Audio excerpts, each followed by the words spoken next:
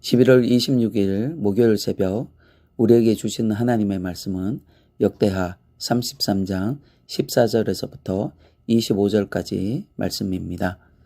그 후에 다윗성 밖 기온 서쪽 골짜기 안에 외성을 쌓되 어문어기까지 이르러 오벨을 둘러 매우 높이 쌓고 또 유다 모든 견고한 성읍에 군대 지휘관을 두며 이방신들과 여호와의 전에 우상을 제거하며 여호와의 전을 건축한 사내와 예루살렘에 쌓은 모든 제단들을 다 성 밖에 던지고 여호와의 제단을 보수하고 화목제와 감사제를 그 제단 위에 드리고 유다를 명령하여 이스라엘 하나님 여호와를 섬기라 하며 백성이 그의 하나님 여호와께만 제사를 드렸으나 아직도 산당에서 제사를 드렸더라. 므낫세의 남은 사적과 그가 하나님께 한 기도와 선견자가 이스라엘 하나님 여호와의 이름으로 건한 말씀은 모두 이스라엘 왕들의 행장에 기록되었고 또 그의 기도와 그의 기도를 들으신 것과 그의 모든 죄와 허물과 겸손하기 전에 산당을 세운 곳과 아사랴 목상과 우상을 세운 곳들이 다 호세의 사기에 기록되니라. 므낫세가 그의 열조와 함께 누우매 그의 궁에 장사되고 그의 아들 아몬이 대신하여 왕이 되니라. 아몬이 왕위에 오를 때에 나이가 22세라. 예루살렘에서 2년 동안 다스리며 그의 아버지 므낫세의 행함같이 여호와 보시기에 악을 행하여 아몬이 그의 아버지 므낫세가 만든 아로 새긴 모든 우상에게 제사하여 섬겼으며 이 아몬이 그의 아버지 므낫세가 스스로 겸손함 같이 여호와 앞에서 스스로 겸손하지 아니하고 더욱 범죄하더니 그의 신하가 반역하여 왕을 궁중에서 죽이매 백성들이 아몬의 왕을 반역한 사람들을 다 죽이고 그의 아들 요시야를 대신하여 왕으로 삼으니라. 아멘. 유다 왕 므낫세가 180도 회개하고 변화된 모습을 오늘 보여주고 있습니다. 우리가 회개하게 되면 참 회개한 증거들이 있는데 그것을 오늘 므낫세는 보여주고 있습니다. 16절, 17절 중반까지 보게 되면 산당을 제거하고 성전 제사를 일으키고 또한 백성을 돌아보며 우상숭배를 다 거절하고 온전한 마음으로 하나님께 돌아간 그 변화된 증거들이 나타나고 있습니다. 그런데 2% 부족한 것이 있습니다. 그것이 17절 하반절에 백성이 그의 하나님 여호와께만 제사를 드렸으나 아직도 산당에서 제사를 드렸더라 기록하고 있습니다. 하나님께로 돌아가고 회개를 하고 변화된 모습을 살지만 그러나 아직까지 하나님께 온전히 나아가지 못했던 미흡한 부분들이 남아있더라 이렇게 기록하고 있습니다. 그래서 이런 미흡한 부분들 때문에 후대의 자손들에게 좋지 못한 영향을 끼치고 있는 것을 우리는 본문에서 보고 있습니다. 뒤를 이어 아들 아몬이 왕이 되어지는데 22살에 즉위를 하게 되어집니다. 이 아들 아몬 왕은 선한 길을 갈까요? 악한 길을 갈까요? 어떤 길을 선택했는지 이 아버지의 모습에 어떤 모습을 닮아가는지 우리는 볼 수가 있습니다. 부왕 므낫세 왕은 선행과 악행이 공존했던 사람입니다. 초기에 악행이 있었고 말년에는 회개하고 선행의 길을 택해서 나아갔는데 이것을 보고 듣고 같이 살았던 이 아들 아몬 왕은 어떤 길을 선택했을까요?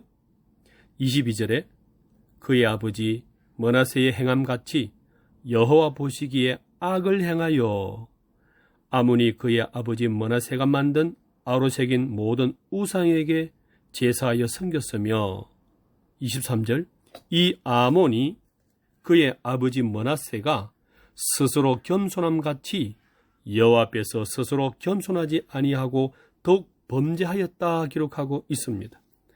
아버지가 보여주신 길은 여호와 보시기에 악을 행한 것도 있었고 겸손히 하나님을 섬긴 것도 있었는데 이 아들은 둘 중에 하나를 택한 것이 부왕의 악행을 택했다는 것입니다. 그렇습니다.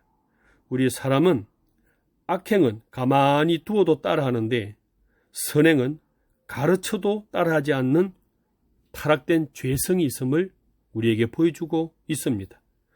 부왕 므낫세도 마찬가지입니다. 선왕 히스기야, 이 히스기야가 선행이 얼마나 많았습니까? 얼마나 어려웠습니까? 그런데 조금 삐끗했던 교만, 자랑, 이 악행을 그대로 므낫세도 따라 했다가 말년에야 그것을 뉘우치고 돌아섰던 것입니다. 손자 아몬도 마찬가지고, 그래서 선행보다 악행을 쉽게 따라가고 쉽게 닮아가고 쉽게 저지르는 우리 인간의 죄성을 보고 있습니다. 우리는 하나님께로부터 조금만 멀어지면 금방 죄성이 살아나서 악행으로 나가는 모습을 스스로 확인할 수가 있습니다. 자기를 깨어 경성하지 못하고 하나님의 말씀을 가까이 하지 못하면 이런 일들이 일어나더라는 것입니다. 결국 이 아몬 왕은 어떻게 되었을까요? 유다 왕, 많은 왕 중에 신하들로부터 반역을 당해서 죽게 되어집니다. 24절. 그의 신하가 반역하여 왕을 궁정에서 죽였다 기록하고 있습니다. 이 아몬 왕은 즉위 2년 만에 신하에 의해서 죽습니다.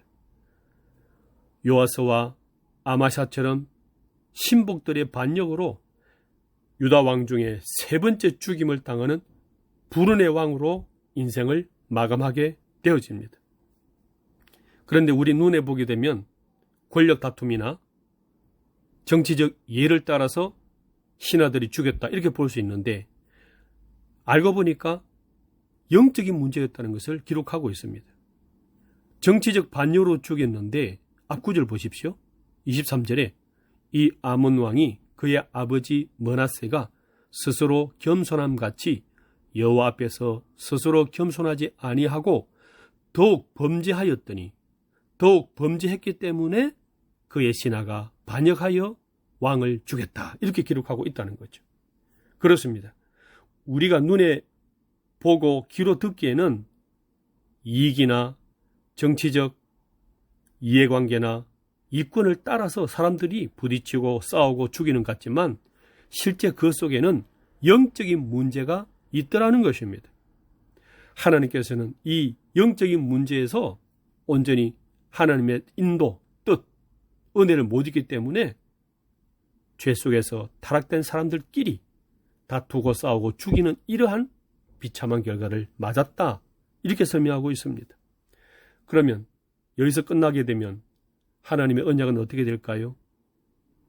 하나님께서 이 백성을 보호하시고 지키시고 왕을 세우신다는 그 언약은 어떻게 될까요? 그래서 죽어가는 마지막 현장에 하나님의 은혜의 씨앗을 심어주십니다. 25절에 백성들이 아몬 왕을 반역한 사람들을 다 죽이고 그의 아들 요시야를 대신하여 왕으로 삼으니라 기록합니다. 이 요시야가 은혜라는 것입니다. 이 요시야는 다시 신앙개혁을 시작하고 성전제사와 믿음과 신앙을 이 백성 전체에 부흥시키는 능력이 있는 왕으로 등장을 하게 되어지는 것입니다. 이 손주 요시야를 중심으로 해서 새로운 신앙계 계보를 이어가며 이 백성들을 하나님의 신정 정치로 잘 일궈 나가서 하나님의 나라를 온전히 세우는 그 일을 했던 것입니다. 그렇습니다. 우리는 죄와 악행으로 멸망시키지만 하나님께서는 아직도 우리를 긍휼히 불쌍히 여겨서서 하나님의 뜻, 하나님의 의를 이뤄나가시어서 하나님의 언약에 신실하신 하나님을 우리에게 보여주고 있는 것입니다.